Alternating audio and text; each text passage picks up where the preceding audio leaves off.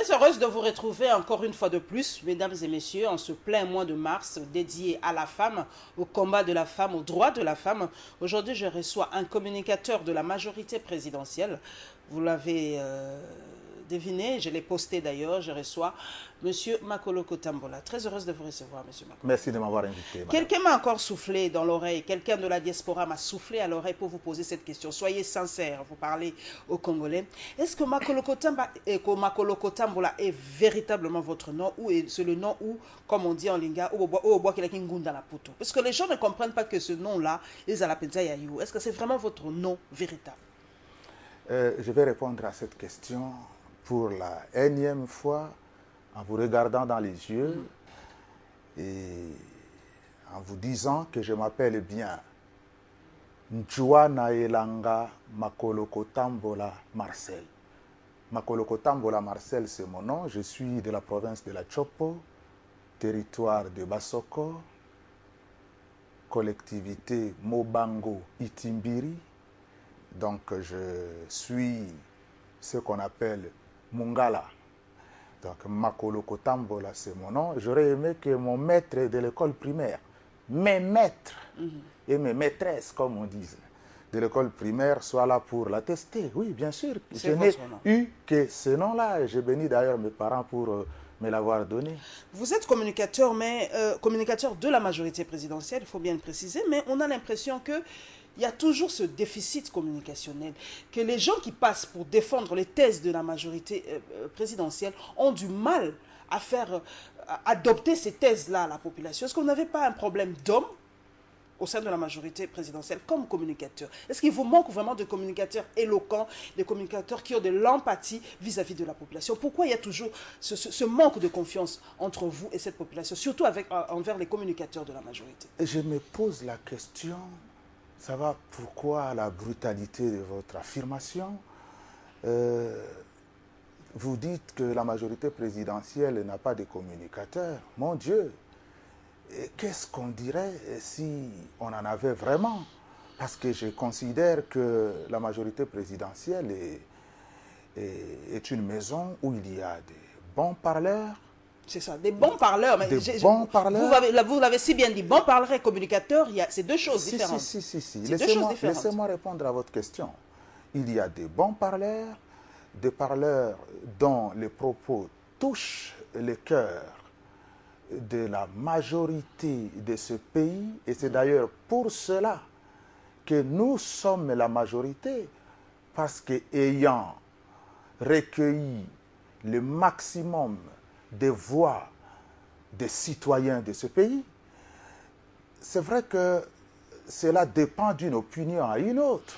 Vous avez recueilli le maximum de voix.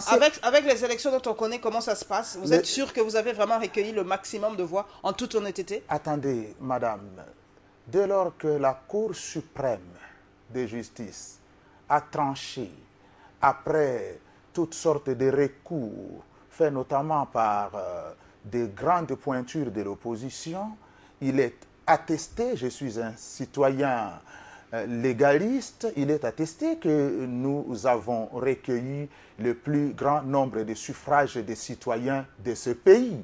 Et si les citoyens de ce pays nous ont fait confiance, c'est simplement parce que notre discours a touché leur cœur. Ça, c'est une chose. Une deuxième chose, vous dites, il y a un problème d'hommes.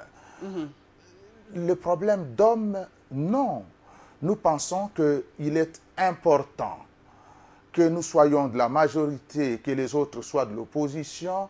Il est important qu'à chaque fois, on mette le bien-être de l'homme au centre des préoccupations politiques. Et tous les jours qui passent, nous devons nous améliorer, non seulement en termes de discours, mais aussi et surtout en termes de faits. Et c'est d'ailleurs pour cela que le président de la République et toute la majorité présidentielle, nous nous battons pour que les choses aillent dans le sens de l'amélioration des conditions de vie des gens. Voilà, nous ouvrons donc cette rétrospective, mesdames et messieurs, par deux points de presse successifs, celui du porte-parole du gouvernement, Lambert Mende Malanga, et celui de la MONUSCO.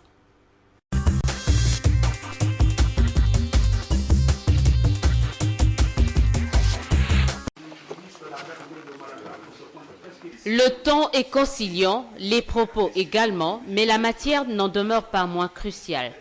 Comme il y a quelques jours, le porte-parole du gouvernement est revenu sur la situation de respect des droits de l'homme et de la liberté d'expression au pays, au regard cette fois-ci de la récente déclaration de la délégation de l'Union européenne à Kinshasa. Cette dernière affirmait alors que l'appel au dialogue doit nécessairement aller de pair avec le droit de tous de s'exprimer. Ce constat va donner lieu à cette réplique de Lambert Mende. Nous sommes d'accord avec la délégation de l'Union européenne en République démocratique du Congo. Nous dirons simplement à ce partenaire majeur de notre gouvernement, en cette matière de respect donc des droits de l'homme et des libertés civiles, il existe deux types de mécanismes. Des mécanismes non juridictionnels et des mécanismes juridictionnels de protection. Dans notre pays, la République démocratique du Congo, la mise en œuvre des mécanismes non juridictionnels de protection des droits de l'homme a été confiée à la Commission nationale des droits de l'homme, alors que les mécanismes juridictionnels sont une attribution réservée exclusivement aux cours et tribunaux de l'ordre judiciaire. Le gouvernement va aller plus loin et brandir les articles 16 et 150 de la Constitution avant de fournir ses explications. Notre loi des lois protège la liberté individuelle tout en la limitant au respect de la loi, de l'ordre public, du droit d'autrui et des bonnes mœurs. Le porte-parole du gouvernement, loin de toute polémique, va néanmoins rappeler le principe de non-ingérence dans les affaires internes du pays et réitère par la même occasion la poursuite de la collaboration entre le gouvernement congolais et le Bureau conjoint des Nations Unies pour le droit de l'homme.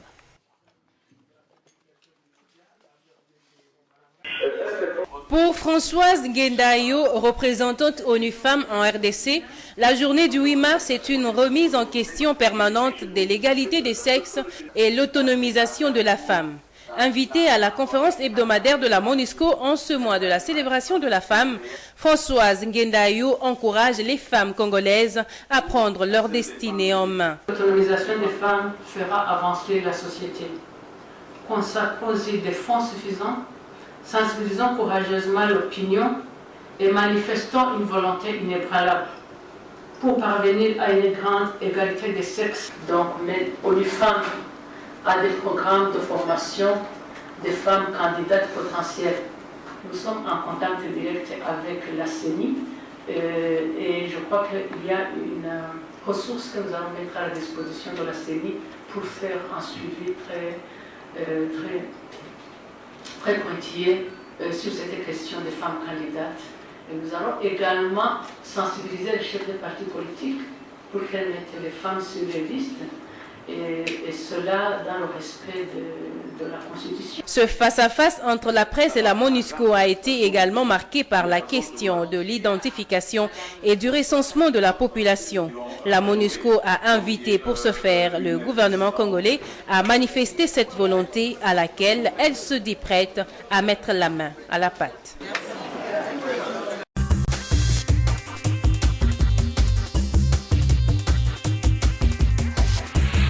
Merci aux grandes dames de Congo Web Télévision, Élisée Odia et Chantal Kabaswa pour ces reportages. Respect des droits de l'homme en République démocratique du Congo, Makoloko Tambola. Aujourd'hui, le monde entier est focalisé, le regard du monde entier est focalisé sur la RDC et ce n'est pas bon. Tous les reportages que font un tout petit peu les télé et radios étrangères nous parlent qu'aujourd'hui, il y a un déficit criant de droits de l'homme en République démocratique du Congo. Les exemples sont peut-être palpants, on peut en citer un tout petit peu, les fermetures des radios, comme on en parle, des télévisions. Il y a l'arrestation des jeunes, de Lucha, Filimbi et tout ça. Il y a beaucoup des exemples qui prêtent un peu le flanc à cette thèse-là. Est-ce que pour vous, le respect des droits de l'homme est mis en question, est remis en question, pardon, en République démocratique du Congo? Le respect des droits de l'homme, de quel homme? Est-ce que quelqu'un qui travaille à la désagrégation de son pays, à la destruction des institutions de son pays, mérite le respect de la loi? Tant qu'il n'est pas condamné, il est présumé innocent. Ben, il va falloir que la justice passe il y a des arrestations préventives, y compris dans des États très avancés en termes de démocratie. Donc moi, attendez, qu'est-ce qu'on est en train de nous apprendre? Je n'aime pas que ce type de discours viennent des pays comme les États-Unis d'Amérique, où il y a Guantanamo, madame. Je n'aime pas ça. Et que l'on nous bassine les oreilles matin, midi, soir. Comme il y a Guantanamo aux États-Unis, ayant Guantanamo il n'y a pas Guantanamo. C'est d'ailleurs pour ça, parce que nous n'avons pas Guantanamo chez nous, que je n'accepte pas que le reproche du genre, pas de respect des droits de l'homme en RDC, vienne d'un État qui sacralise la torture dans des endroits aussi monstrueux que le Guantanamo. Vous avez pris non, madame, je vous dis. L'autre extrême, mais vous ne prenez pas l'exemple de la tendance des élections qui courent aux États-Unis. Vous prenez toujours le mauvais côté pour comparer. Mais madame, vous posez des questions. Je ferai que je vous réponde. Je connais l'Occident parce que j'y ai vécu pendant de très longues années. Je connais comment ils vivent, ces gens. Je sais comment ils font le matraquage psychologique quand ils n'aiment pas l'un ou l'autre. Mais je suis citoyen congolais. Je n'ai que cette nationalité-ci. Je ne dois pas accepter la fragilisation de l'image de mon pays. Je ne peux pas accepter le ternissement de l'image de mon pays à l'extérieur. Je ne peux surtout pas accepter que les hommes de presse et les femmes de presse de mon pays courbent les chines à cette offensive politico-médiatique qui se déploie en Occident contre nos institutions. Qu'est-ce que nous nous faisons? Nous ne faisons que... Ce que vous devez faire. La deuxième question que moi je me pose, est-ce que Lambert Mende est obligé de rétorquer du tic au tac à chaque fois qu'on parle de la RDC? Oui, madame. Cela donne l'impression que nous sommes sur la défensive. Pourquoi nous n'attaquons pas? Nous ne prenons pas la défensive. Attendez, qui nous empêche? Je vous en prie, nous ne sommes pas un État voyou pour attaquer les gens. Qu'est-ce qui nous empêche, nous, de parler de la politique française? Qu'est-ce qui nous empêche, nous, de parler de la politique? Mais j'en parle. Ça, c'est vous qui en parlez. Mais j'en parle. Lambert Mende en parle. Oh mon Dieu! De la politique française ou des il en parle. Son point de vue. Mais Mende en parle tellement qu'à un certain moment donné, ça pose des questions aux journalistes que vous êtes. Pourquoi Lambert Mende en parle? Pourquoi ne devrait-il pas en parler? Il en parle. Il en parle. Et tout à son honneur. Je suis très content d'appartenir à la même famille politique que M. Mende et je suis très content de l'avoir comme compatriote parce que c'est quelqu'un qui pourrait accepter de mourir pour son pays. Et il faut avoir des Mende par centaines de milliers dans ce pays.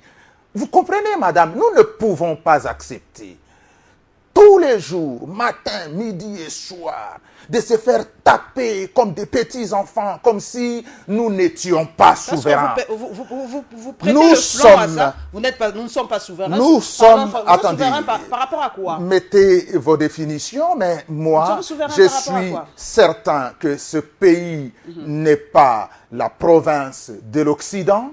Il nous appartient, nous, fils de Kimbangu, fils de Lumumba, fils de Mobutu, de regarder les Blancs dans les yeux. Oui, de regarder. C'est l'histoire de ce pays, fils de Kabila, Laurent Désiré. Nous devons regarder l'histoire en face. Nous devons regarder l'Occident en face et lui dire « Game is over ». Il a été un temps où il nous tenait par le bout du nez et il nous conduisait comme il entendait. Aujourd'hui, game is over. Le match est fini. Vous avez mis les moyens pour que ce game soit over? Oui, mais d'abord, les premiers moyens que nous devons mettre en place, c'est des moyens psychologiques, des moyens mentaux. Si vous voulez pas... La guerre est aussi médiatique, Makolo Kotambola, que vous ne le voulez pas. La guerre aujourd'hui est médiatique.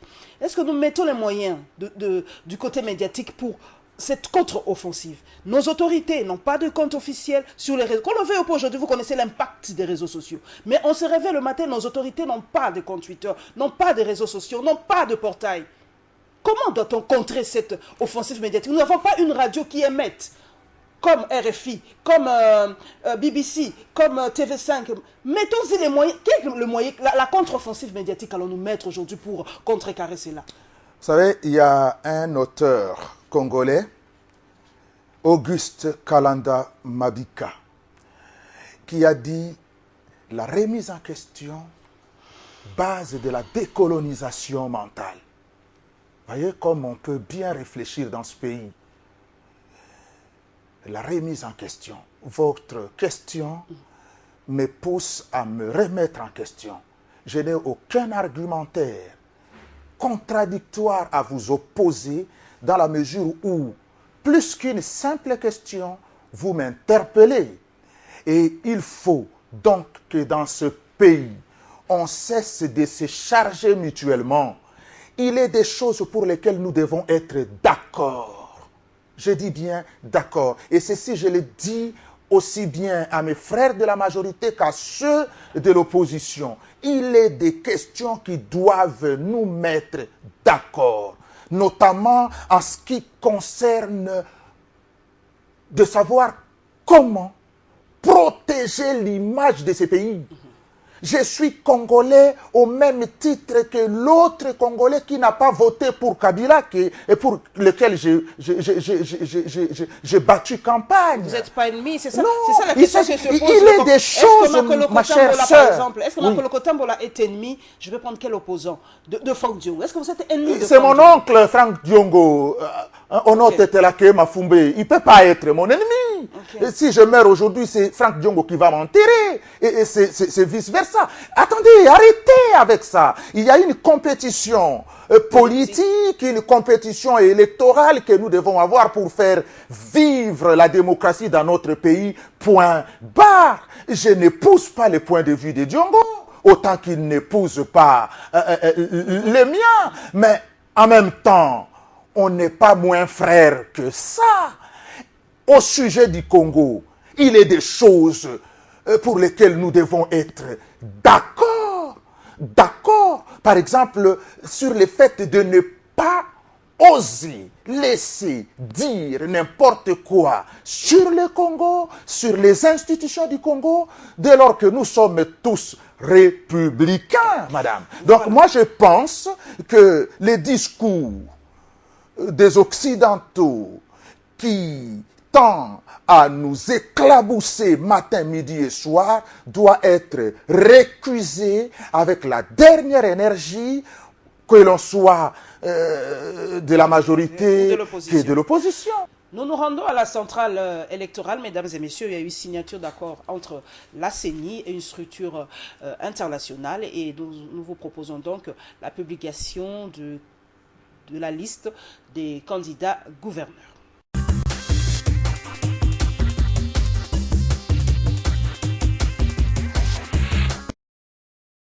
Sont déclarés candidats sur la liste définitive à l'élection des gouverneurs et vice-gouverneurs des provinces de province du Bas-Ouélé, indépendant, candidat gouverneur, Kasumbu Mbaya Boré Armand, majorité présidentielle, Paisayo Maliako Robert, province de l'Équateur, indépendant, Bolamba Tony Cassius, majorité présidentielle, candidat gouverneur, Baende Etafe Eliko Jean-Claude, mouvement de libération du Congo, candidat gouverneur, Boïka Monzaï Adrien, province du Haut-Katanga, Alliance congolaise des démocrates, candidat gouverneur, Ilunga Lei Ngweji Privato, majorité présidentielle, Kazembe Musonda Jean-Claude, candidat vice-gouverneur, Mouchit Kat Mfund Bijou. Une nouvelle ère s'ouvre entre la Commission électorale nationale indépendante RD congolaise, et celle de la Corée du Sud. En séjour à Séoul, Corneille Nangaa va formaliser la nouvelle coopération qui dorénavant unit la CENI et l'Association of World Election Bodies. Voilà qui explique la signature d'un protocole d'accord entre les deux structures. Il sera question d'améliorer le système électoral congolais par des formations. Une assistance technique et administrative seront également fournies à la CENI. Ce partenariat tombe à point nommé pour la centrale électorale, elle qui s'apprête à démarrer l'opération de révision du fichier électoral. Nous avons effectivement examiné certains secteurs qui nécessitent cette assistance. Un protocole d'accord a été signé à cet effet. Et nous pensons qu'à partir du mois de mars, en préparatif de l'opération de la révision du fichier électoral, nous allons devoir commencer la mise en œuvre de ce protocole d'accord en envoyant surtout nos techniciens qui travaillent au Centre national de traitement et à la direction des télécoms pour un suivi pour certaines formations sur la gestion de la base de données, sur les réseaux et sur les systèmes. Parti depuis le 29 février dernier, c'est ce dimanche 6 mars que le président de la CENI, Corneille Nangaa, a regagné la capitale Kinshasa.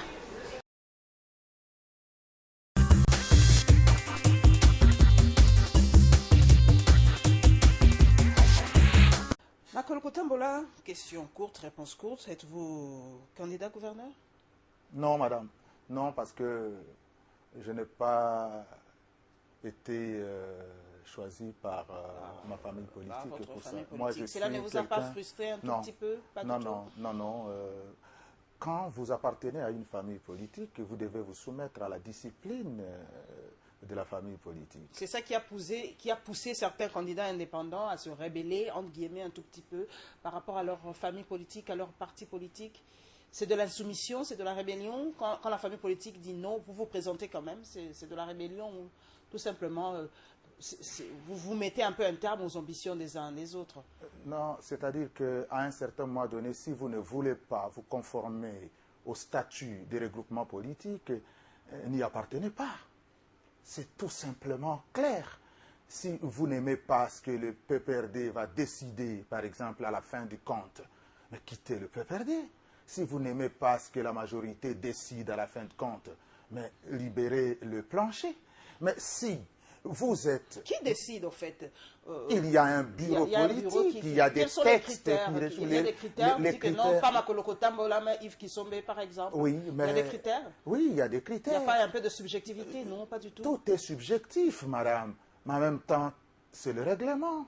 Il va falloir qu'à un certain moment donné, que les gens se plient aux règlements qui régissent les associations. Moi, je pense que... vous savez... J'ai été candidat à la candidature. Je n'ai pas été le seul. Beaucoup d'autres ont fait acte de candidature. On a pris nos candidatures, on les a malaxées, on a décidé que ça ne serait pas moi le candidat. Dont acte. Donc, c'est vrai qu'il y a de temps en temps un petit pincement de cœur. Pourquoi l'autre, pourquoi pas moi? Et pourquoi pas l'autre, donc? Parce que vous pensez que le monde se limite à vous? Parce que vous pensez que ceux qui regardent la vie du pays ne trouvent pas mieux de vous laisser plutôt là-bas parce que vous êtes mieux là-bas et l'autre pourrait aller là-bas? Moi, je pense que ceux qui outrepassent l'ordre établi à l'intérieur de leur famille politique n'ont pas raison et je ne peux pas m'apitoyer sur leur sort. Ce sont simplement des dissidents, en fait. Oui, des désordonnés. Je suis partisan de la discipline et je crois qu'ils doivent avoir un peu de reproches par rapport à ça. Oui. Est-ce que vous avez confiance à la centrale électorale, Makolo Kotama? Parce qu'il y a une certaine opinion qui pense que cette centrale est inféodée à la majorité présidentielle. Trop d'injonctions, trop de pression que subit cette centrale. En tout cas, Corneille Nangaa se bat comme un diable dans son bénitier pour faire respecter le processus électoral, faire passer la pilule du processus électoral. Mais on dit que trop de pression, il a même avoué, trop de pression de la part soit de l'opposition, de la majorité. Mais l'opposition dit carrément que non, la CENI est inféodée à la majorité présidentielle. Vous partagez ce que point de vue? l'opposition dise que la CENI est inféodée à la majorité, d'abord qu'elle dise ça, ça ne me surprend guère. Elle a toujours dit ça. Quand il s'agissait de Malou Malou version 2006, elle avait dit ça. Quand il s'est agi de Mulunda Daniel Ngoï, elle a encore dit ça. Elle a regretté Malou Malou. Oh, si Malou Malou était là, les choses se seraient bien passées. Malou Malou arrive, l'opposition crie au loup. Aujourd'hui, Malou Malou parti, Nanga arrive, on continue la musique. Donc l'opposition n'a fait que contester par habitude, en fait. Oui, mais par réflexe, par habitude. C'est presque congénital, la contestation dans les sangs de l'opposition. Mais ce n'est pas le propos. Je voulais tout simplement dire ici que non, il n'y a pas injonction. Nanga dit qu'il, je ne sais pas. Par rapport à la lettre là, par exemple. S'il a vraiment dit ça, moi je l'ai reçu dans une émission, il a dit ça. On ne peut pas être à la tête d'une institution sans recevoir des pressions. C'est stressant que d'être mettre à bord et de recevoir tous les jours les lettres pour dire, messieurs, vous auriez dû faire ça, vous avez fait ceci. La place qui est la sienne, je connais mon frère Corneille Nanga, la place qui est la sienne appelle qu'il y ait eu pression. Mais injonction de la part de la majorité, non. Attendez, regardez les listes. Les gens ont dit, voilà... Makila ne serait pas candidat. Il est candidat. Qu'est-ce que la majorité a fait? Si la majorité n'aimait pas tellement l'opposition, on aurait... Parce qu'on donne tous les pouvoirs à la majorité, y compris celui de dire à la justice, fais ceci, fais cela. Mais Makila est passé contre son ancien parti. Il n'y a rien de tel. Laissez la CENI, qui est une structure indépendante, faire son travail. Opposition, préparez-vous à aller aux élections. Que la CENI fasse son travail de services techniques pour conseiller le gouvernement et conseiller le pays par rapport aux opérations électorales. Que la majorité s'organise comme nous le faisons si bien pour gagner tous les postes de gouverneurs dans ce pays. Voilà la compétition. Maintenant, les procès d'intention. C'est toujours procès d'intention. Toujours procès d'intention. Donc vous dites que vraiment les Congolais qui sont dans l'opposition ou les politiques de l'opposition ne réfléchissent pas trop bien. Ils sont toujours dans les procès d'intention. Ils n'ont pas de preuves. Ils ne font qu'accuser. Je n'ai pas parlé en termes de ils ne réfléchissent pas bien. Ça, c'est la phrase qui vient de vous. J'ai dit procès d'intention. Mais c'est ça. C'est une façon de ne pas bien réfléchir. Non. Ils réfléchissent tellement beaucoup que leur réflexion les amène qu'au procès d'intention. Alors qu'en fait, le temps est donné aux uns et aux autres pour travailler plutôt aux propositions et à la constitution des listes qui puissent convaincre les députés provinciaux à élire les candidats de l'opposition. Mais je trouve que, encore une fois, comme nous, dans la majorité, nous sommes toujours bien préparés, eh bien, nous allons rafler la mise. Une fois encore, on dira quoi? Tous les moyens sont mis pour rafler cette mise. Il paraît que c'est trop de pression. D'ailleurs, nous allons parler d'ailleurs de la convocation des députés provinciaux dans ce prochain chapitre. Donc, après la publication de la liste des gouverneurs, les réactions n'ont pas tardé à fuser et nous vous proposons donc la réaction du Jacques Njoli, je crois, et la MP a réagi aussi par rapport à la convocation des députés provinciaux ici à Kinshasa, la capitale de la République démocratique du Congo.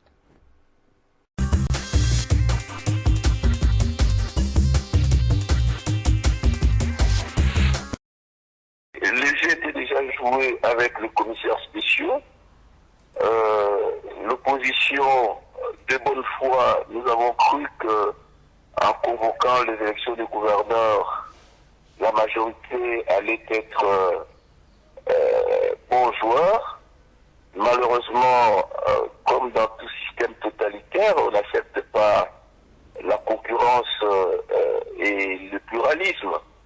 Vous voyez qu'il y a même des circonscriptions où il y a un seul candidat. Ce n'est pas normal. Un candidat unique de droit, et il y a ailleurs où on a enlevé tout ce qui pouvait créer les conditions d'une concurrence en recourant à toutes sortes d'arguments, de droits, de faits, de forces, de mascarades ou autres de caricatures. Donc, à partir de là, je ne sais pas à quel type d'élection.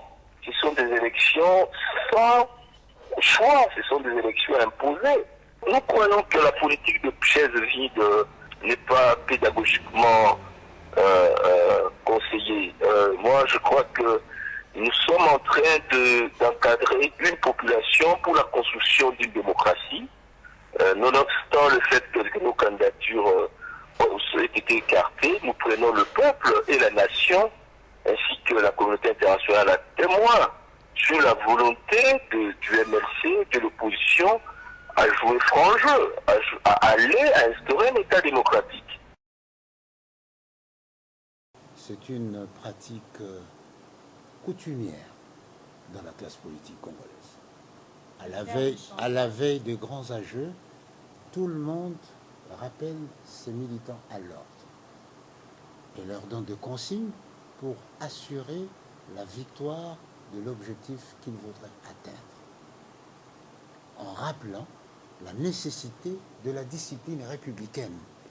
La discipline républicaine est un élément structurant de la saine démocratie. On ne peut pas évoluer décemment en diplomatie, en démocratie, avec des personnalités erratiques qui n'ont ni foi ni loi. Voilà pourquoi nous avons vu l'importance des enjeux. Nous avons chaque fois appelé nos députés provinciaux pour leur rappeler l'importance pour nous de gagner et de remporter le poste de gouverneur. Vous rappelez vos obligations, ce n'est pas une pression. Mais par contre, nous voulons les prémunir contre les pressions inconsidérées de l'opinion, contre les pressions inconsidérées de mensonges. Voilà pourquoi nous les avons appelés pour dire, voilà vos engagements, voilà l'intérêt pour nous.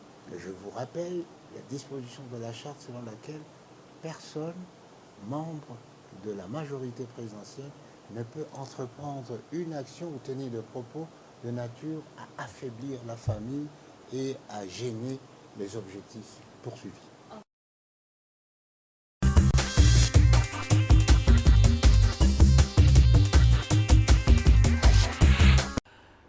Monsieur André Aléa Toundou a été très clair, ultra clair même. Mais moi, je repose la question autrement. Est-ce que vous avez une clause de conscience au sein de la majorité présidentielle? Y a-t-il une clause de conscience? Ça joue ou ça ne joue pas? Ou c'est vraiment l'injonction pure, vous suivez le mot à la lettre? Aujourd'hui, Makolo Tamboula n'a pas une clause de conscience, personnellement, quand il dit que non, lui-même se sent libre de dire, moi je ne vote pas celui-ci, je vote celui-là. On a mes consciences. Vous savez, depuis le début de cette émission, je suis étonné par la brutalité des affirmations qui sortent de vous. C'est moi qui pose la question, brutale ou pas, mais c'est à vous de répondre. Je vous pose une question aussi simple. Y a-t-il une clause de conscience? Oui, madame. Vous avez une conscience. Bien mais sûr. cette conscience peut aller. Parlons sûr. clairement. Cette conscience peut-il aller à l'encontre de l'ordre établi au sein de la majorité? Ça peut advenir. Ça peut advenir. Vous savez, je vous ai dit une chose. Appartenir à un regroupement politique. Ne me faites pas passer à l'opinion que je suis brutal. Non.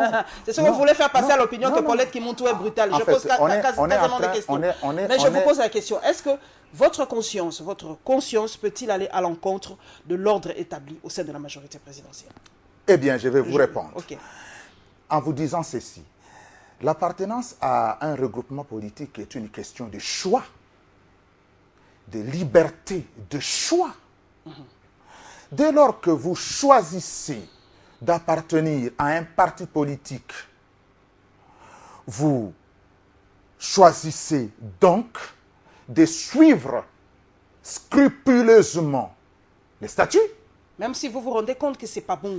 Mais quand vous vous rendez compte... Quand vous vous rendez compte que ce n'est pas bon, vous quittez. Vous vous rendez compte que ça n'est plus ce que vous pensiez être le meilleur pour vous. vous vous exprimez, et si vous pensez que les autres sont tellement rigides que ça ne correspond plus aux attentes. On en a vu avec le G7 a tenté de s'exprimer, vous les avez exclus. On ne les a pas exclus, ils se sont vous les avez exclus. Non, ça n'est pas la même chose. C'est toujours comme ça, quand vous n'êtes pas d'accord avec la charte, c'est de l'auto-exclusion en fait. Sens. On les a exclus, c'est de l'auto-exclusion. Leur sens. Ils sont partis, ils ont pris la décision de ne plus appartenir à notre famille politique. On les a pas chassés. Libre on les a à pas eux. exclus. Personne n'a jamais chassé personne à la majorité présidentielle. Lorsque ils sont venus signer librement et ils sont partis librement. Quand vous vous exprimez librement au sein de la majorité présidentielle, on vous traite de dissident. Non. Est-ce que vous vous exprimez librement? Oui, mais attendez. Est-ce que vous avez déjà eu la chance, parce que je considère cela comme une chance, de participer à une réunion de la majorité présidentielle? Et vous avez déjà vu les débats entre, allez, je vais citer les noms, Évariste Bochab et Loumanou Adolphe. Est-ce que vous avez déjà assisté à des débats entre Augustin Matata Pogno et Mina Kouoben?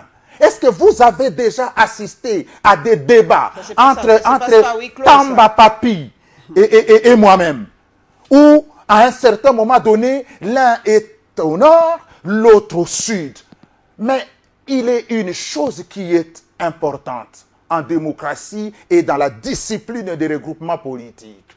On peut bien commencer le débat en étant si éloigné, mais finir la soirée en se mettant d'accord autour de l'essentiel.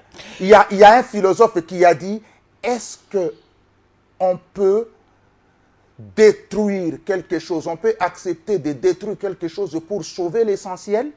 Je pense, de temps en temps, il faut mettre de l'eau dans son vin quand on veut sauver quelque chose. Et je pense que c'est cela qui prévaut dans les débats au sein de la majorité. Mais si vous n'êtes pas d'accord, allez-vous-en.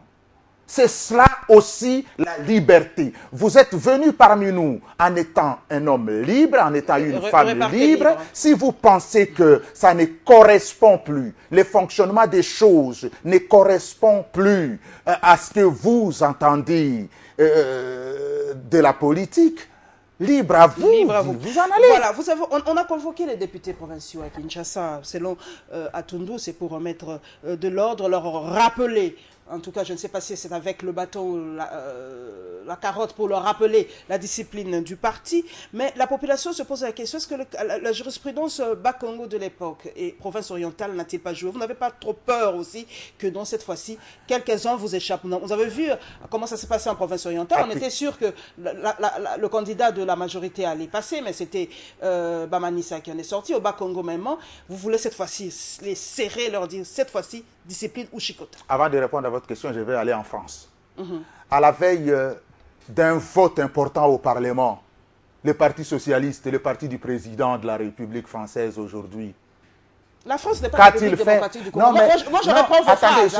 C'est pour vous montrer comment fonctionnent les démocraties. Ah bon? Comment la France ça est un fonctionne. exemple maintenant de démocratie pour vous? Non, je suis en train de faire une sorte de relation pour comprendre comment ce qui se passe ailleurs peut aussi être compris chez nous. Expliquez à ceux Congolais lambda cette convocation. Mais c'est normal. En France, c'est qu'est-ce qu'on a fait? Députés, venez, il y a un enjeu si important.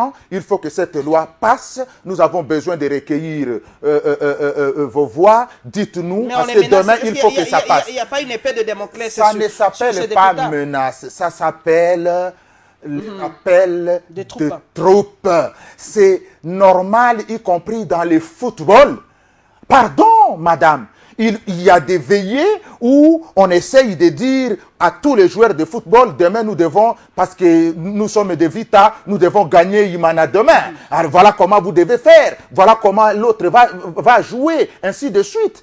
On a besoin de ça. Et s'il n'y avait pas ça, on vivrait dans quel type de démocratie? La démocratie veut dire, député, la responsabilité que vous avez est celle de voter pour votre famille politique. Dit, moi je ne suis quand même pas député de ma famille politique pour voter pour les candidats de la famille politique d'en face. Et que le bureau politique de mon parti, que le bureau politique de ma famille politique me dise de faire ce que je dois faire. Ça n'est pas de l'injonction, ça n'est pas des bâtons, mais c'est de la discipline, tout simplement. Vous avez suivi Jacques Njolé qui a dit qu'il y a un certain déséquilibre dans la répartition de ces candidats. Là, il y a des endroits où il y a seulement un seul candidat, et évidemment de la majorité. On n'a pas voulu mettre en concurrence, on a eu peur de mettre en concurrence certains candidats face aux autres. Moi, vous savez, ce qui me désole dans les comportements d'un certain nombre de...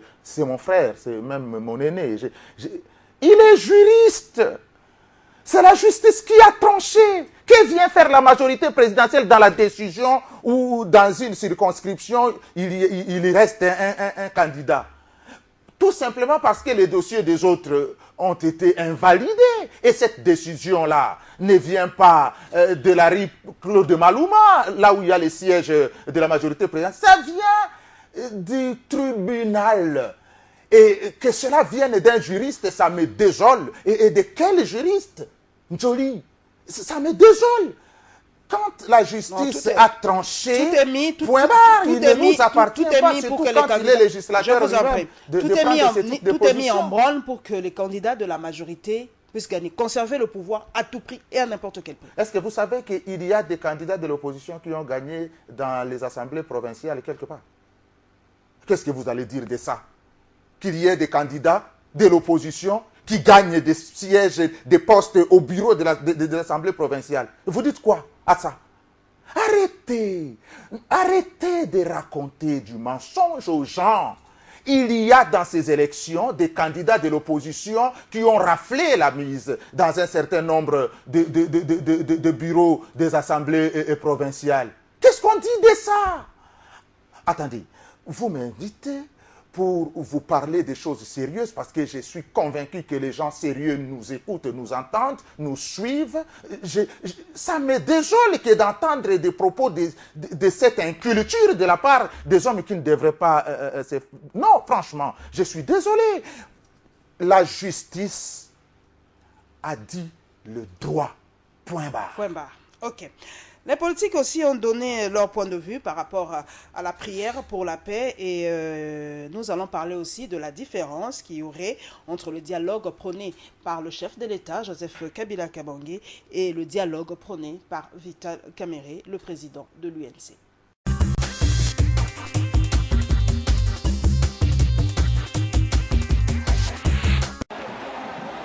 Après la pluie de ce samedi dans la ville de Kinshasa, la polémique s'invite sur le point de vue de Dieu s'agissant de la journée de prière organisée ce week-end au stade des Martyrs. Pour l'opposition politique, il s'agit d'une désapprobation de Dieu de faire un lit à la violation de la Constitution. C'est une pluie du genre pluie de Noé qui avait sanctionné les incrédules. Donc les pasteurs doivent se repentir devant leurs fidèles. C'était la colère de Dieu qui est venue du ciel pour sanctionner ce qui était pour les dialogues. C'est une honte parce que l'ensemble d'églises, y compris les gens que nous on a envoyés, ils n'ont pas fait 2 tiers, c'est 1 tiers. Ils sont allés là-bas pour dédicacer pour les dialogues. Or, ils devaient dédicacer la République et prier pour que Dieu touche même les cœurs de Kabila. Et ils ont péché gravement. Du côté de la majorité, l'on parle plutôt d'une bénédiction divine et l'on invite les uns et les autres au dialogue politique. Et que la pluie vienne perturber cette messe. Ils sont soumis aux lois de la nature comme nous tous. Mais de là à se réjouir, leurs réunions politiques n'ont jamais été perturbées par la pluie. Nous apprécions l'initiative des églises de dédier notre nation à Dieu. Permettez-nous de ne pas comprendre l'attitude de ceux qui, j'ai lu certains titres, la sanction de Dieu, etc. Mais l'eau, c'est une bénédiction. La pluie, une bénédiction ou une malédiction, Dieu seul en sait quelque chose, mais le rendez-vous des chefs de confession religieuse fait polémique dans l'opinion. il a pris les allures de Wenge Musica.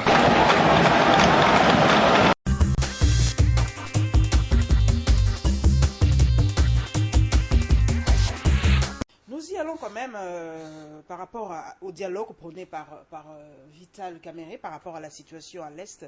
Est-ce que pour vous, on doit se mettre autour d'une table pour parler vraiment de la situation qui se passe à l'Est? Parce que chaque jour qu'on se réveille le matin, des morts. Doit-on se mettre autour d'une table et en parler, Makoloko Tambola? Ben, j'ai entendu ce que mon frère Vital Kamerhe a dit. C'est d'ailleurs pour ça que le président de la République appelle tout le monde au dialogue.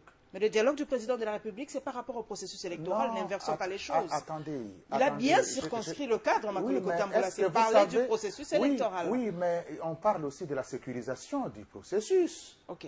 Est-ce que vous ne savez pas que ce qui se passe notamment à Beni peut bloquer le processus électoral pour nos concitoyens de là-bas?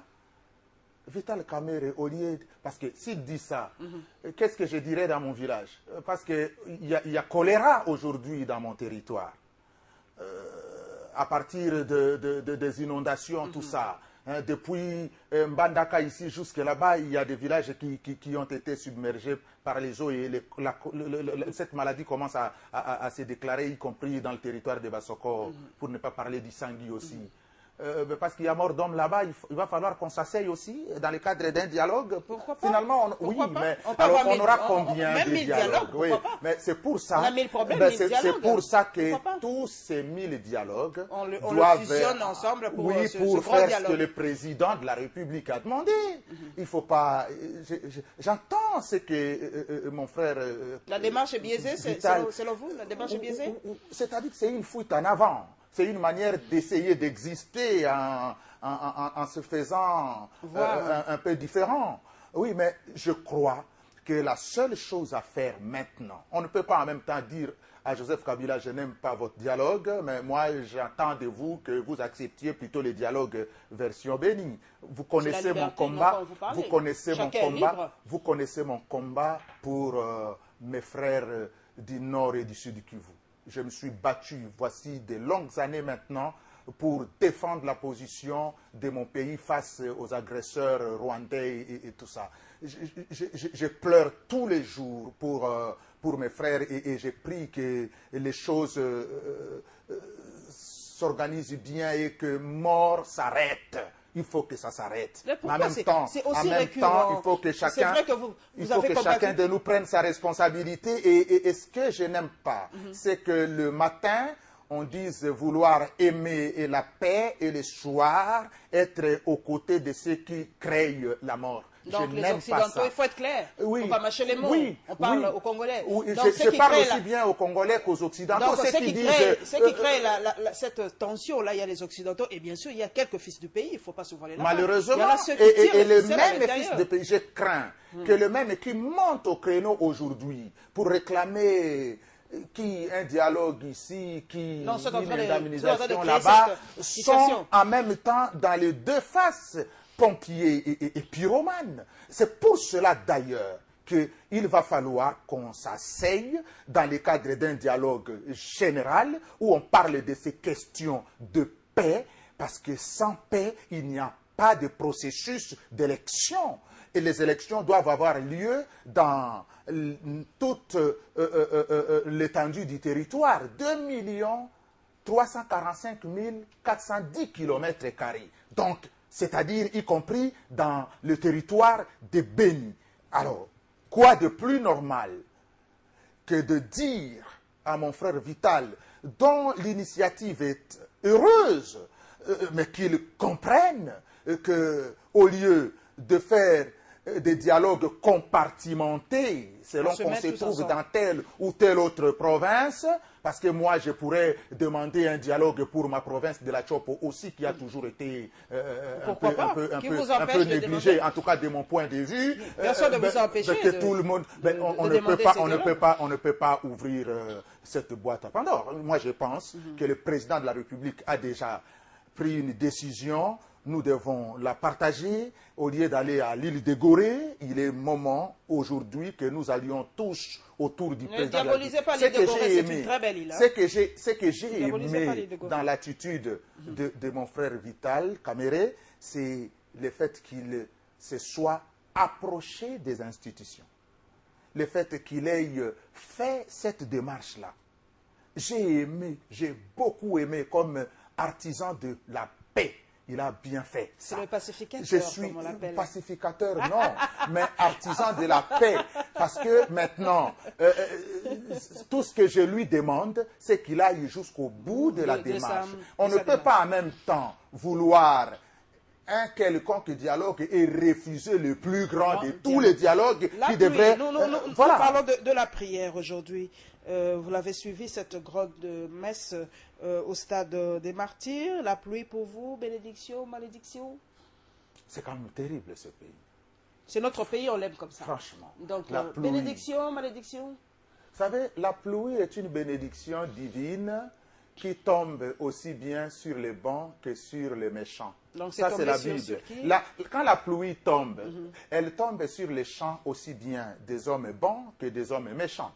Donc, ces débats autour de, voilà la pluie, et la pluie a dispersé, et je revois encore mon oncle Franck Diongo qui, quand il parle, il est toujours là-bas, du côté des extrêmes. Il dit, il traite ça de tous les noms d'oiseaux, comme c'est à son habitude.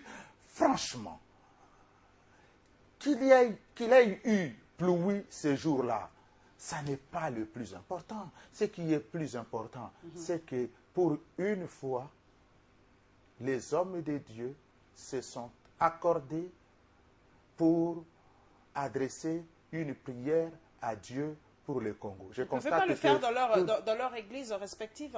Mais pourquoi ne pas le faire dans un stade ensemble? Puisque vous aimez bien comparer, j'ai jamais vu, je ne sais pas, aux États-Unis, tout le monde se met ensemble pour prier en URSS, tout ça. Vous n'avez jamais vu aux États-Unis? Aux États-unis, on ne fait que ça, madame. Mais ils travaillent aussi, ils ont des bonnes structures. C'était insalubre. C'est pas une perte de temps pour selon une certaine opinion. Vous savez que moi, je n'étais pas là, j'étais à mon bureau en train de travailler. On n'avait pas... C'était pas une journée fériée. On n'avait pas régenté. Est-ce qu'on n'avait pas ordonné aux fonctionnaires d'y aller? On n'avait pas ordonné aux fonctionnaires d'y aller? Madame, vous imaginez, moi je suis fonctionnaire de l'État. Vous n'étiez pas là. Je n'y suis pas allé, je travaillais. Et les gens qui sont allés à l'église ont été appelés pour... Les gens sont partis. C'est normal et libre à eux de prier leur Dieu. Aux États-Unis, on ne fait que ça. Vous vous rendez compte? Aux États-Unis, on prête même le serment présidentiel sur la Bible, madame. Je ne comprends pas que les gens voient ça comme une formule diabolique venue, je ne sais de quel centre de l'enfer. Non, c'est tout à fait normal. Nous sommes un pays laïque, mais avec 90%, 90% de chrétiens. Quoi de plus normal? Quoi de plus normal que les gens disent il y a un Dieu qui doit dominer sur tout? Quoi? Vous voulez que ce pays, on ne le laisse qu'entre le mains des autres? Pardon, laissez-moi. Il y a un Dieu qui doit dominer, ok, mais vous ne pratiquez pas les préceptes que ce Dieu demande. Il y a la corruption, il y a tout le mal, il y a l'impunité. Qu'est-ce que vous voulez? Mettre Dieu dans la saleté? Madame Kimoutou, laissez-moi le dire avec le cœur de pasteur. Je vous en prie. Que voulez-vous? Voulez-vous qu'on laisse ce pays entre les mains des francs-maçons? Entre les mains des roses chrétiens? Vous ne voulez pas Dieu dans ce pays? Mais pratiquez les préceptes de Dieu. Pratiquez les préceptes de Dieu. Écoutez-moi, madame. Les gens qui refusent qu'on parle de Dieu. La tricherie, c'est pas de Dieu. Regardez-le bien. Ceux qui refusent qu'on prie Dieu dans ce pays, soit ils sont dans des trucs, dans des cimetières, c'est eux qui n'aiment pas la paix. Qu'est-ce que les hommes de Dieu sont allés faire là-bas? Qu'il ait eu pluie. Les uns appellent ça malédiction, les autres... D'ailleurs, pluie n'a jamais été malédiction. S'il y a inondation, ça tue, ça devient aussi problématique. Attendez. Bon, il y a eu bien pluie sous je Noé. Ne veux pas Dieu engager avec vous un débat. Je suis théologien. Vous êtes pasteur. Théologien. Je ne veux pas engager... Je ne veux pas engager avec ça peut être vous une bénédiction un débat. comme une malédiction. Un débat eschatologique, ces choses-là. Mais je voudrais simplement saluer l'initiative. Même si j'aurais aimé qu'il y ait eu plus de monde la mobilisation n'avait pas été fameuse. J'aurais aimé que toutes les églises, parce que remplir un stade de 80 000 personnes à Kinshasa, ça ne s'est pas fait, il fallait le faire. Et heureusement, oui, mais c'est pour ça que j'insiste que les églises se mobilisent encore davantage, qu'on montre à Kinshasa que les chrétiens ont toute leur place. Je ne suis pas d'accord avec le nombre d'églises que nous avons à Kinshasa, qu'on soit incapable de remplir les stades de 80 000 places. La mobilisation n'avait pas été suivie, mais l'initiative, elle est heureuse. J'ai béni le Seigneur pour ça et j'ai béni les pasteurs qui l'ont initié. Maintenant, ce que je dis, c'est que c'est un... Vous savez, quand on n'a rien à dire, on se rabat à des débats de caniveau. Pluie, malédiction, bénédiction, ça n'est pas le plus important. Voilà, d'ailleurs, je voulais relever, c'est vrai que vous avez relevé un fait très très important, malgré le nombre d'églises que l'on a en République démocratique du Congo, et même, surtout dans la capitale Kinshasa, on ne parvient pas à remplir un stade, il y a à se poser les questions. Quel Dieu prie-t-on dans ces églises? Non, on prie le bon Dieu, mais la mobilisation n'avait pas été bonne. Nous allons terminer donc par l'avant-dernier chapitre qui est consacré à la femme. Nous sommes en plein mois de la femme. Notre rédaction donc a fait balader son micro et la population a parlé de la parité.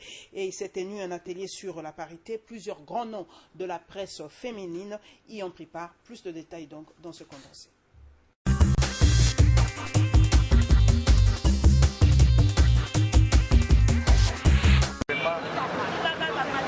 Planète 50-50 d'ici 2030 demeure l'objectif que se fixe le monde pour l'égalité des sexes. Pour bon nombre de personnes interrogées, la parité hommes et femmes sera effective dans la mesure où la gente féminine se considère comme étant homme dans tout ce qu'elle entreprend dans la vie courante. La femme doit enlever d'abord en elle le complexe de voir toujours que l'homme est plus supérieur, l'homme a toutes les capacités, l'homme a tout ce qu'il faut, elle est minimisée, elle est diminuée, qu'elle puisse prendre son courage de dire que non, ce que l'homme fait, moi aussi je peux affronter ça. Ces personnes reprochent quant à elles le manque de soutien qui caractérise les femmes entre elles. Nous remarquons quand lors des élections, bon nombre de femmes, au lieu de voter aussi pour les femmes, votent pour les hommes. Alors quand on va annoncer les résultats, vous allez voir qu'il y a un contraste frappant de la société. Ce sont plus les hommes qui sont votés que les femmes. Bien que la femme est en train de se sensibiliser elle-même, mais nous constatons que c'est comme si cette sensibilisation n'atteint pas vraiment la femme. Même pour une publicité d'une bouteille d'eau, on doit exposer le corps de la femme. Laisser la femme s'exprimer est le vœu formulé par cette femme afin de permettre l'expansion de la gente féminine. Laisser la femme se mouvoir, qu'elle ne soit pas étouffée, vous verrez qu'elle peut faire mieux. Et si la femme arrive à faire mieux, défendre ce qu'elle a dans sa tête, il y a moyen qu'elle puisse occuper une grande partie de poste et puis on aura la parité 50-50. Si on voit partout ailleurs aussi, l'exemple d'ici à côté au Centrafrique, pendant la transition, il y a quand même une femme qui s'est tenue debout. 2030, c'est dans plus ou moins 13 ans, le rendez-vous est donc fixé. Les femmes sont tenues à prouver au monde entier leur détermination à pouvoir atteindre ces objectifs. Elles sont parmi la crème des journalistes féminins de la capitale. En tant que telles, elles ont un rôle et pas de moindre à jouer dans l'atteinte de l'émergence du pays. Un défi qui passe par le changement de comportement de la société quinoise en particulier et congolaise en général, notamment dans la lutte contre les violences basées sur le genre. Voilà qui explique la tenue de cet atelier de formation des leaders femmes journalistes sur la thématique genre, parité et stratégie de communication pour le changement de comportement. Notre objectif est donc de constituer un noyau d'actrices et acteurs capables de faire émerger des comportements nouveaux dans la société à travers des messages pertinents en faveur de la prévention des violences basées sur le genre. Ce message, il est communiqué au travers d'un discours, mais il est aussi communiqué au travers d'une attitude, d'une façon de faire, d'une façon d'agir. Nous vous avons choisi parce que vous êtes des personnes qui ont été identifiées comme étant les plus visibles, parmi les plus visibles de notre société. les plus visibles et à même d'impulser le changement dans notre société. Le président provincial de l'UNPC, Jean-Marie Kassamba, va profiter de l'occasion pour inviter la femme de médias à plus d'ambition. Ces assises ont bénéficié de l'appui et de l'expertise de l'UNESCO.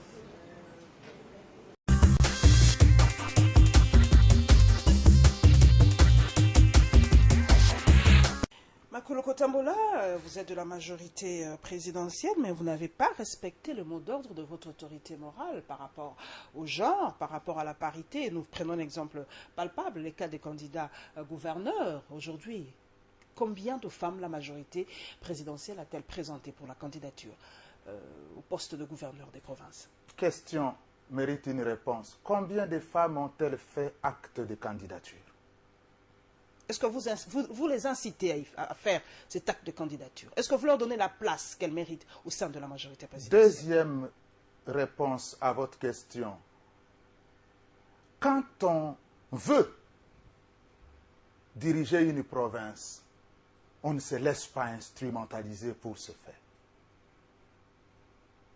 On fait acte de candidature parce qu'on veut servir à quelque chose. Il y a combien de femmes qui se sont présentées?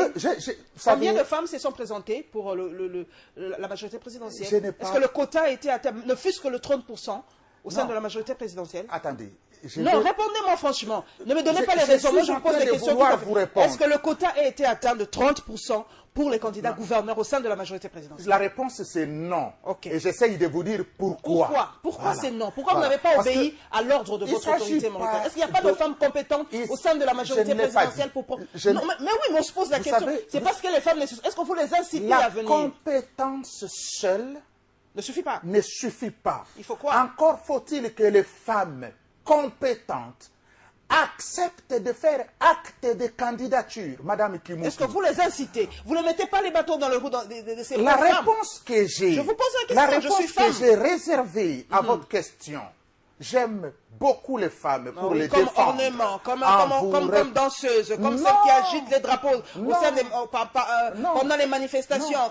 C'est ça le rôle de la femme que vous donnez au sein des partis politiques. Ne parlez pas comme ça de la femme avec des involtures. Non, c'est ça que l'on voit. Je ne parle pas et je suis très fâchée par rapport à ça. J'étais en train de vous dire pourquoi. J'étais en train de vous dire pourquoi il faut qu'on arrête ce type. Vous savez, j'ai étudié aussi bien à Kisangani, parce que je n'ai pas étudié à Kinshasa, à Kisangani qu'en Occident, avec des femmes qui m'impressionnaient.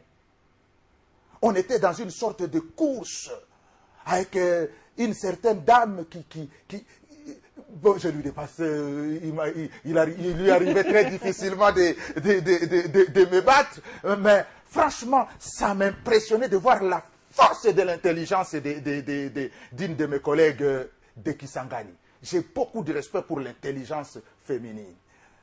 Il y a beaucoup de... Vous le connaissez, les femmes de grande valeur intellectuelle dans la majorité présidentielle. Très bien. Mais en même temps, si vous ne voulez pas vous engager, parce que personne ne refuse à personne, les femmes sont autant... Oui, bien sûr que je suis sûr. Je n'ignore pas les pesanteurs culturelles que nous avons, non seulement dans la majorité, mais encore dans l'opposition. Moi je parle de votre cas. Oui, notre société est gangrénée par cette sorte allez, entre guillemets, rejet de la femme, reconduction vers les basses besognes, ainsi de suite. Mais en même temps, le président de la République l'a dit. Pourquoi l'a-t-il dit? Parce que vous parlez d'incitation. Il y a mieux que ça. Il y a déjà dans le discours du président la volonté d'inciter les femmes à faire acte de candidature. Mais quand on dépose des candidatures, il n'y a pas de femmes. Il y a des listes, vous mettez quand même... Oui. Je vous avais posé la question. Il n'y a pas de femmes. Comment voulez-vous qu'on prenne la lampe pour aller chercher? Vous pouvez les chercher. Oui. Allez, il faut être vous pouvez le faire. Quoi, ça? Quand je vous avais posé la question, êtes-vous candidat? Vous avez dit non parce que la majorité ne m'a pas choisi. Donc, mais c'est fait acte de candidature. Oui, ok. Mais la majorité peut inciter. Parce que vous avez parlé des pesanteurs. Mais l'incitation a été faite par les discours du président. Vous parlez des pesanteurs. Mais alors, combattre cette pesanteur, il faut une autre pratique. C'est vrai qu'il y a des pesanteurs, mais la majorité peut, pour combattre cette pesanteur, les inciter, les appeler, les obliger même. Non. Oui, je vous en prie. Les termes obligés, je comprends. Oui, vous êtes dans la revendication, voilà, mais on ne peut pas obliger quelqu'un à faire. Non, non, je ne suis pas d'accord parce que là, on sort de la démocratie, on instaure. Vous comprenez quand je dis les inciter leur parler. Est-ce que vous parlez à ces femmes? Vous leur dites on est d'accord, on est d'accord qu'on ne devrait pas. Il y a une certaine sensibilisation pour les femmes. Madame. Puisqu'il y a des pesanteurs, les femmes ont peur, les femmes ont peur de s'engager. Est-ce que vous leur parlez? Je partage avec vous l'idée qu'il faut plus de femmes en politique parce que, franchement, avec le cœur de mère, je suis convaincu qu'elle pourrait faire mieux que beaucoup d'hommes. Je suis d'accord avec vous dans cette manière d'engager le débat. Mais en même temps, il faut responsabiliser les femmes elles-mêmes. On ne peut pas obliger quelqu'un à faire, sinon il ne le fera pas bien. Moi, je pense que l'incitation qui se trouve dans les discours du président de la République depuis bientôt 10 ans, c'est de dire à la femme, réveille-toi, n'attends pas qu'on fasse de toi ce que tu es déjà. Ok. N'attends pas.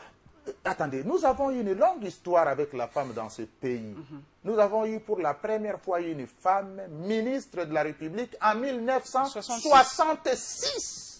Sophie Kanza. Et vous vous rendez compte, en ce moment-là, beaucoup d'autres pays en Occident ne faisaient même pas voter les femmes. S'il vous plaît, Makoloko Tambola, une revendication de femmes. Il n'y a même pas une avenue Sophie Liaou Kanza, qui était la première femme ministre. C'est vrai que vous parlez d'équipe à Vinta, tant mieux. Mais celle qui est réelle, celle qu'on a vue, celle qui est... Écrivez, faites une contemporaine. pétition, Il n'y a même pas une avenue Sophie Kanza je suis d'accord, dans ce pays. Je suis d'accord, mais attendez, ce n'est pas sur un plateau de télévision. Ce n'est pas sur un plateau de télévision qu'on fait une revendication. Oui, je peux le faire. Je peux le faire à la télévision pour demander une avenue Sophie Kanza. Je suis d'accord avec vous et je signerai la pétition. Même une place Sophie Kanza. Je signerai la pétition.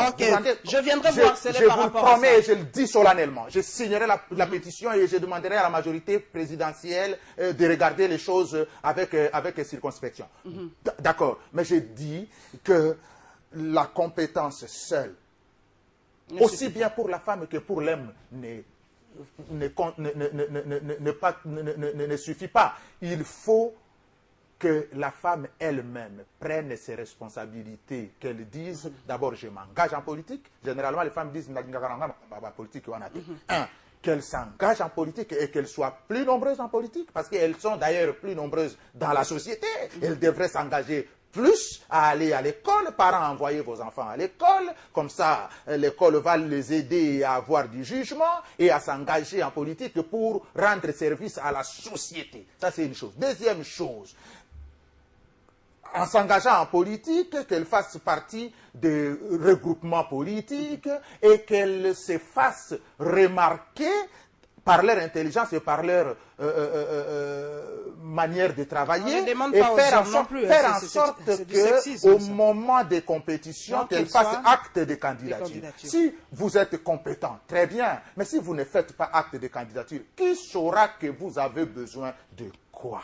Par rapport à la parité, quelle compréhension avez-vous de cette parité homme-femme, l'égalité des sexes d'ici 2030? Est-ce que la parité ou l'égalité des sexes est anti-biblique? En fait, vous êtes pasteur, c'est vrai que ça crée beaucoup de problèmes pour la compréhension.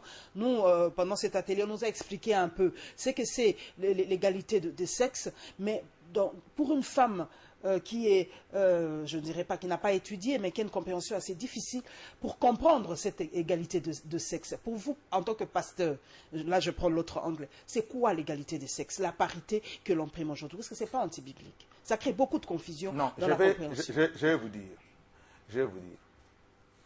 il y a des femmes plus intelligentes que des hommes. J'ai vu des femmes premières de la classe. Mes filles le sont. Coucou Joël Ofolé. Vous voyez?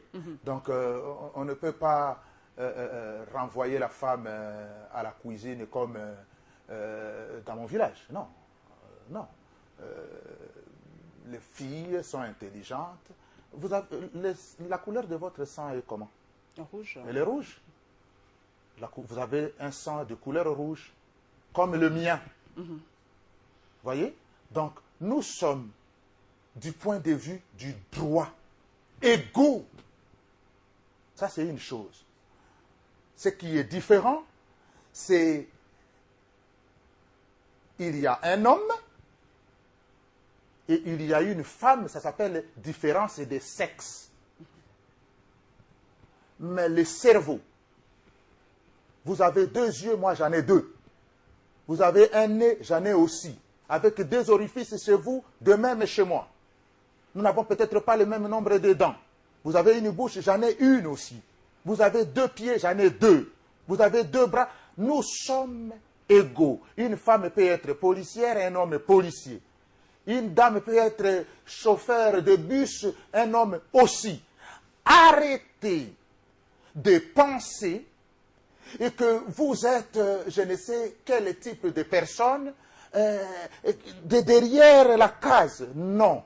Affirmez-vous en allant étudier, battez-vous, et il faut que les pouvoirs publics comprennent la nécessité de faire la promotion de la femme, notamment en disant aux uns et aux autres d'envoyer les jeunes filles à l'école. Mais pour le reste, je ne veux pas entrer dans des débats ici, je parle en termes du droit.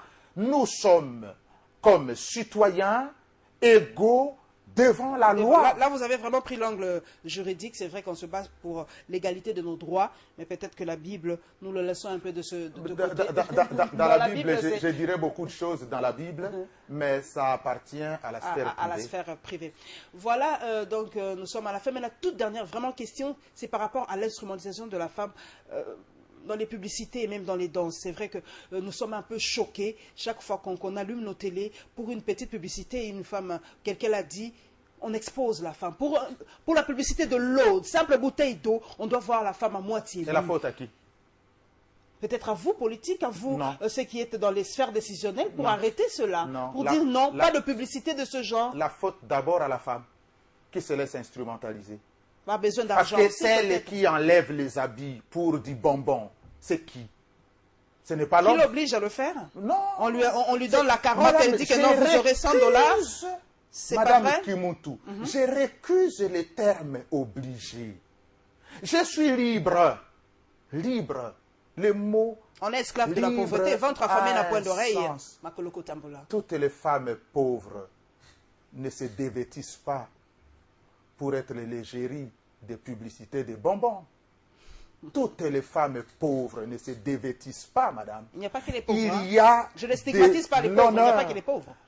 Oui, mais la recherche du gain. Non, mais parce que vous avez parlé de la pauvreté. Oui. Alors j'ai rétorqué pour dire, moi je suis fils de pauvres, tous les gens de ma condition sociale ne se dévêtissent pas pour être égérie d'une publicité de bonbons. C'est comme pour vous dire qu'il s'agit d'une question de liberté. Femme, vous voulez qu'on vous respecte? Respectez-vous vous-même. Voilà, mesdames et messieurs, nous sommes à la fin donc, de ce magazine rétrospectif de la semaine. Donc, merci à Makoloko Tambola d'être passé à la barre. L'expression est consacrée. Merci à vous, mesdames et messieurs, qui me suivez sur les réseaux sociaux, Facebook, Twitter, Instagram. Merci à vous. Nous sommes dans un monde moderne, donc nous sommes sur les réseaux sociaux. Merci à tous les journalistes en action et nous nous retrouverons avec le même plaisir, mesdames et messieurs, le dimanche prochain. Inch'Allah.